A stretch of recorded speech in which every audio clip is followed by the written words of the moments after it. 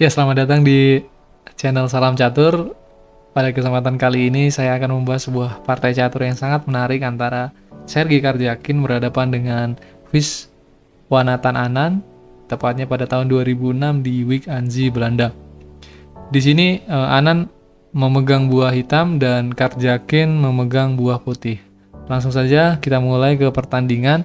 Langkah pertama dimulai dengan langkah E4, C5, kuda ke F3, D6 yang kita kenal dengan pembukaan Sisilia, di mana hitam mencoba menguasai petak pusat di titik D4, kemudian putih mencoba menguasai petak pusat di A4 dan D5.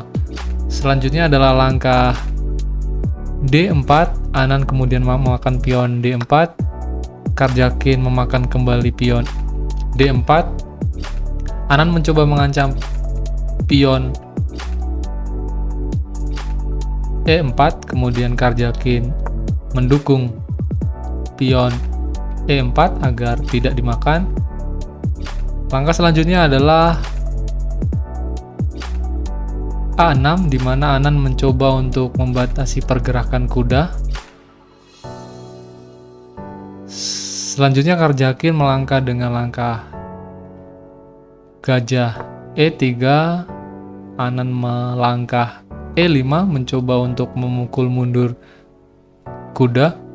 Karjakin memindahkan kudanya ke B3, kemudian Anand melangkahkan E6 mencoba mengaktifkan gajah sekaligus memberikan ruang lebih. Karjakin mencoba melangkah F3, di mana dengan tujuan membatasi peta G4 agar kuda tidak dapat ke G4 dan sekaligus mempersiapkan rencana rokade panjang. Kemudian Anand melangkahkan gajah ke E7 dengan tujuan untuk rokade pendek. Karjakin melangkah ke D2 untuk rokade panjang tentunya. Nah, Anand melakukan rokade pendek, kemudian Karjakin melakukan rokade panjang. Anand melangkahkan kuda ke D7 dengan tujuan mengaktifkan kuda dan benteng. Karjakin membalas dengan langkah G4 menyerang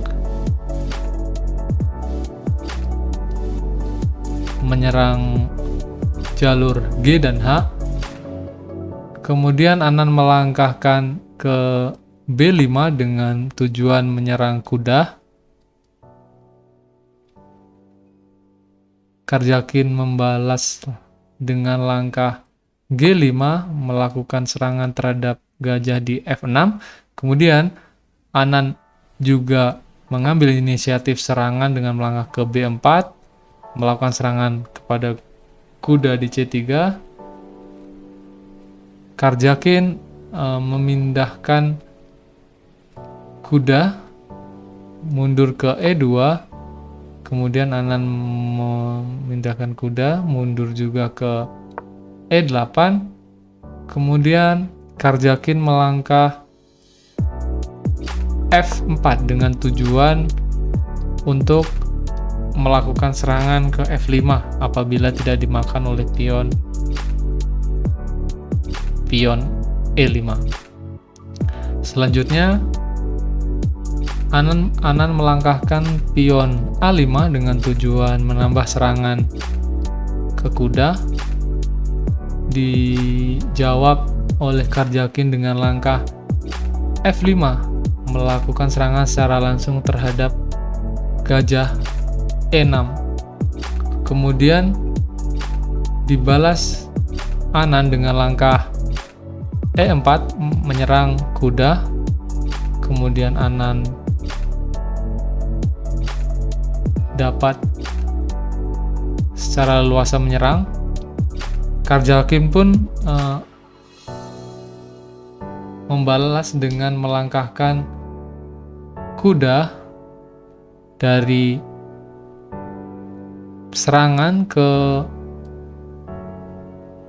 D4 dengan tujuan apabila dimakan balik.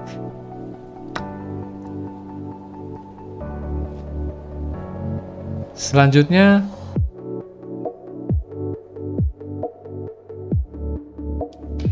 Anan melangkahkan pionnya ke B3 sekaligus melakukan serangan ke pion A1 dan pion C2. Karjakin kemudian melangkahkan rajanya ke B1 untuk melindungi pion di A2.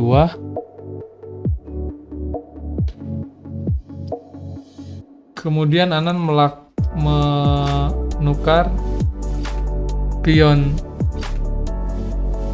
di C2 sekaligus sekak. Karjakin memakan dengan kuda. Selanjutnya Anan melangkahkan gajah ke B3 dengan tujuan melakukan ancaman, sekaligus apabila nanti pion memakan gajah memakan pion, ini akan terbuka jalur bagi benteng. Selanjutnya Karjakin memakan gajah, dimakan kembali oleh Anan. Kemudian Karjakin melangkahkan kuda ke A3 dengan tujuan menutupi serangan benteng. Anan melangkahkan kuda ke E5, mengaktifkan kuda.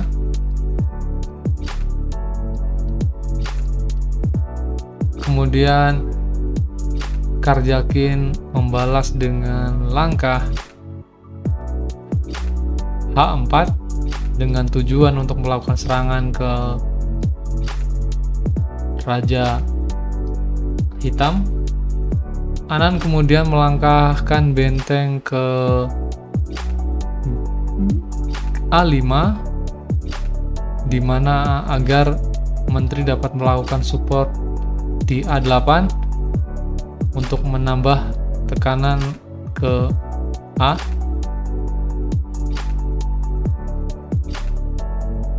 Kemudian Karjakin melangkah ke C3, mencoba menguasai lajur C. Anan melangkahkan menteri ke A8 dengan tujuan memperkuat serangan ke A3 sekaligus melakukan serangan ke pion E4. Apabila pion dimakan, kalau tentunya akan terjadi skak dan benteng bisa dimakan secara gratis. Untuk itu, Karjakin membalas dengan langkah G2, mencoba menahan pion E4. Selanjutnya Anan melangkahkan kuda ke C7, mengaktifkan kuda sekaligus membuka jalan bagi benteng.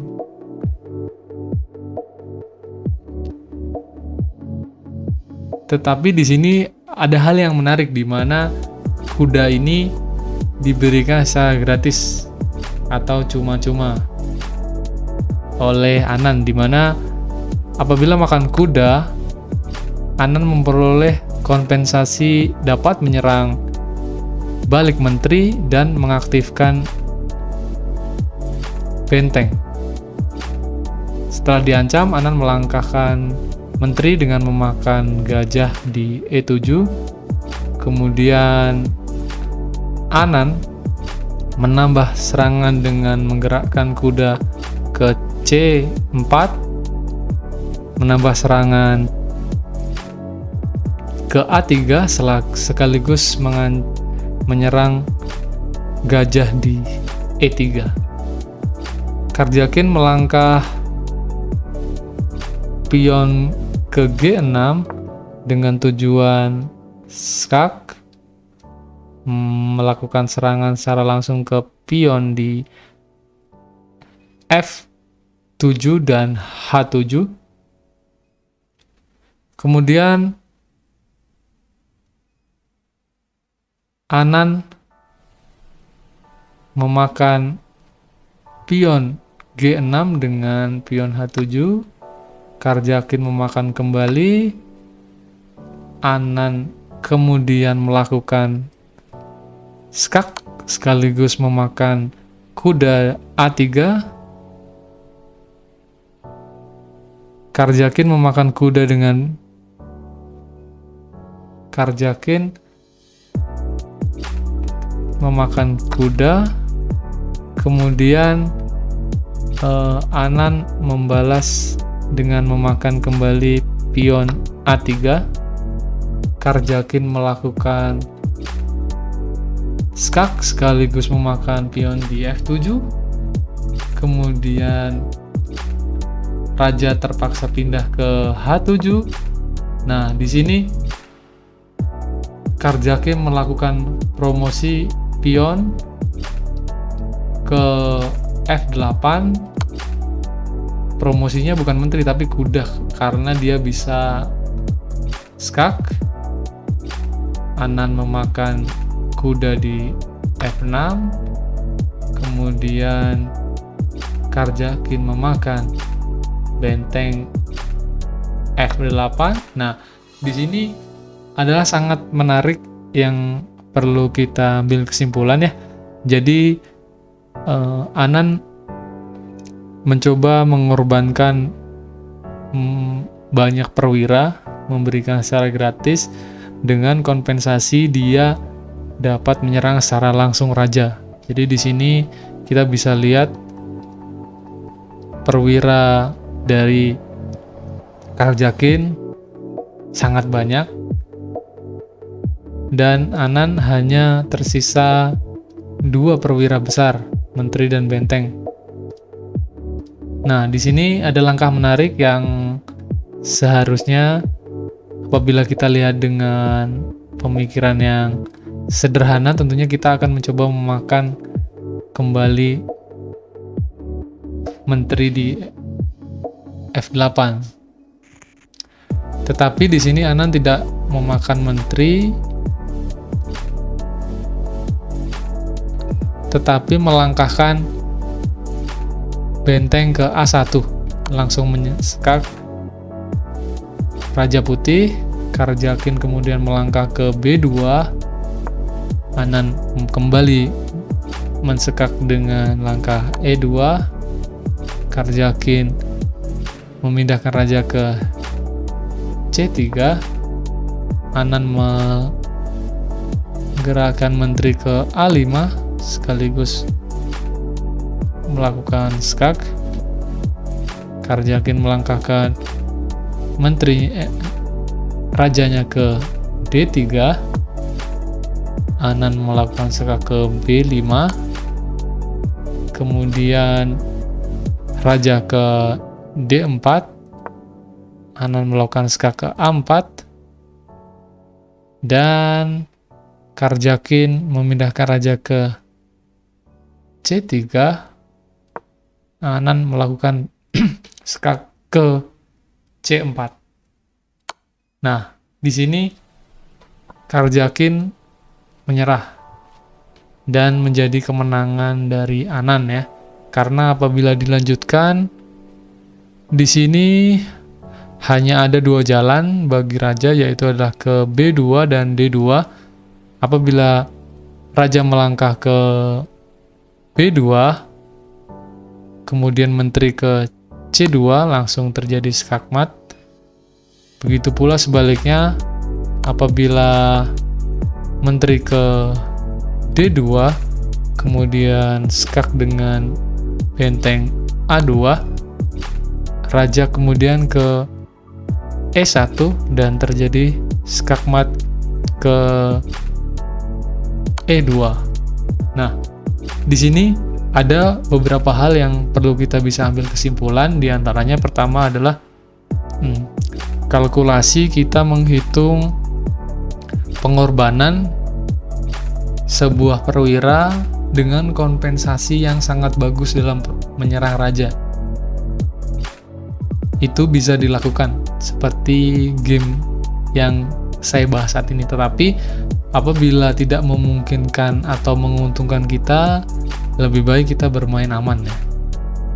Ini adalah perhitungan yang matang di mana proses memberikan kuda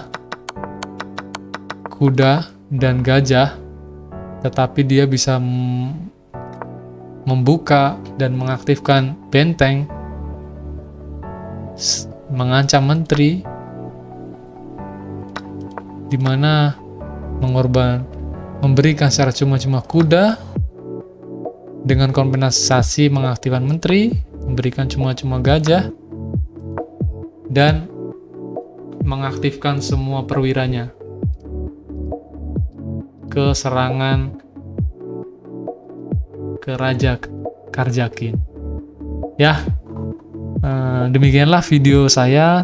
Terima kasih sudah menonton. Semoga video saya dapat bermanfaat. Sampai jumpa lagi di video saya yang selanjutnya.